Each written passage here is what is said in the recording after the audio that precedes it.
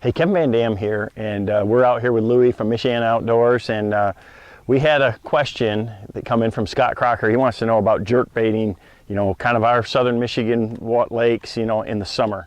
And for me, jerk baits are a really good all-season tool. You know, obviously they're big in the spring and they're big in the fall, but even in the summer during the hot water times, a jerk bait can be a very good tool.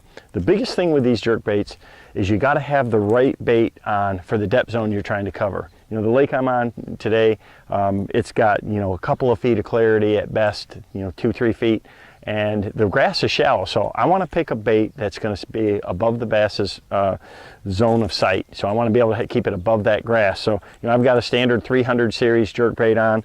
I typically go to heavier line in the summer. I want more action out of it, and you know, that heavier line makes the bait run shallower, and it really enhances the action. So, you know, I've got 14-pound fluorocarbon.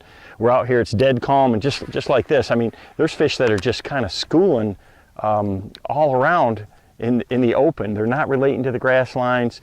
They're up in the water column, and that's where a jerk bait can be. Oh, he bit it and I missed him.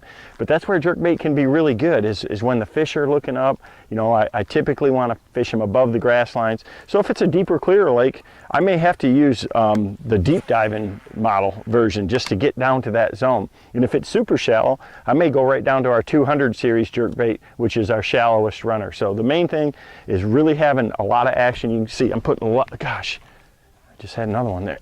Got him. Putting a lot of action into it.